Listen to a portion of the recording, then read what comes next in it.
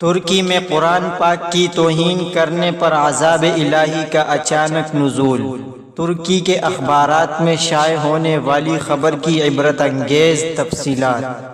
بسم اللہ الرحمن الرحیم۔ ناظرین، ترکی میں گزشتہ سال اگست میں آنے والے زلزلے کے حوالے سے بعض ترکی اخبارات میں شائع ہونے والے واقعات انتہائی عبرتناک ہے۔ تفصیلات کے مطابق ترکی کی بحریہ کے کسی اڈے میں جو ساحل سمندر سے بالکل متصل تھا، رقص و سربت کی ایک مجلس منعقد ہوئی جس کے شرکاء 3000 کے لگ بھگ تھے۔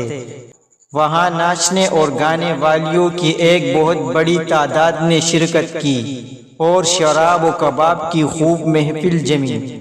کے لیے اسرائیل سے خصوصی طور پر یہودی ناچنے اور گانے والی لڑکیاں درآمد کی گئی جو انتہائی بے حیا تھی۔ فنکشن میں 30 سے زائد ترکی جرنیل شریک تھے۔ اس وقت جب کہ انتہائی بے حیائی اور فحش مناظر پر مبنی مجلس جاری تھی کہ ایک ترکی جرنل نے ایک کیپٹن کے ذریعے قرآن کریم کا ایک نسخہ منگوایا اور اس سے پڑھنے کو کہا۔ جب اس نے پڑھا تو اس نے اس کی تفسیر پوچھی تو اس نے لا علمی کا اظہار کیا۔ اس کے بعد مذکورہ جرنل نے قرآن کریم کے نسخے کو لے لیا اور پڑھ کر ناچتے ہوئے یہودی اور ترکی لڑکیوں کے پاؤں کے نیچے ڈال دیا۔ ساتھ یہ بھی کہا کہ اس قرآن کو نازل کرنے والا کہا ہے، حالانکہ اس میں یہ بھی ہے کہ ہم نے اس قرآن کو نازل کیا اور ہم اس کی حفاظت کرنے والے ہیں۔ اس قرآن کو اتارنے والا کہا ہے جو اس کی حفاظت اور اس کا دفاع کرے گا۔ اس دوران اس قرآن کریم کو لانے والے کیپٹن پر انتہائی خوف طاری ہو گیا۔ اچانک وہ تیزی سے بحری اڈے سے باہر آ گیا۔ شاید اس کی وجہ یہ ہو کہ یہ شخص اس بحری اڈے پر آنے والے عذاب کے ابتدائی لمحات کا چشمدید گواہ بن سکے۔ اس کے بعد انتہائی عبرت آموز واقعات اور مناظر پیش آئے۔ بتایا جاتا ہے کہ اچانک ایک خوفناک روشنی نظر آئی جس نے دیکھتے ہی دیکھتے اس پورے علاقے کو اپنی لپیٹ میں لے لیا۔ اس کے بعد سمندر پھٹ پڑا اور اس میں سے آگ کے شعلے بلند ہونے لگے۔ ساتھ ہی لوگوں کی پھٹنے کی خوفناک آوازیں بھی آنے لگی۔ اس کے بعد اللہ تعالیٰ نے اس پورے بحری اڈے کو اٹھا کر سمندر کے بیچ سے اٹھنے والی خوفناک لہروں کے درمیان پھینک دیا۔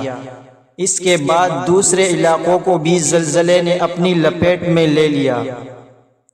عجیب بات یہ ہے کہ مذکورہ پروگرام میں شریک ترکی، امریکی اور اسرائیلی فوجیوں اور ناچنے گانے والیوں کی لاشوں کا کچھ پتہ نہ چل سکا کہ وہ کہاں گئے۔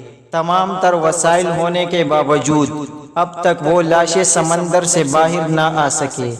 قرآن کریم کی بے حرمتی کر کے ان لوگوں نے اللہ کی غیرت کو للکارا تو اللہ تعالیٰ نے انتقام لے لیا ہے کوئی نصیحت حاصل کرنے والا؟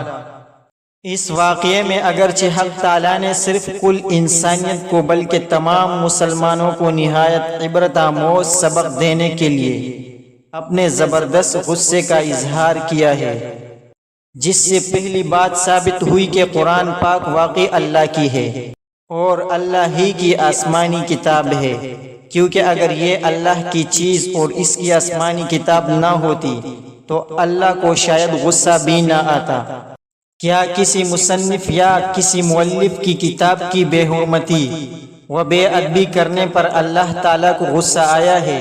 ظاہر ہے کہ انسانی عقل و شعور کے اعتبار سے غصہ اسی کو آتا ہے جس چیز کی ہے۔ یہ بات نہیں کہ چیز کسی کی خراب و برباد ہو مگر اس پر غصہ کسی اور کو آئے۔ دوسری بات یہ ہے کہ کسی چیز کی جس درجے شہرت والی چیز کی بے حرمتی و بے ادبی ہوگی، اتنے ہی زور و شدت کا اس کو غصہ بھی آئے گا۔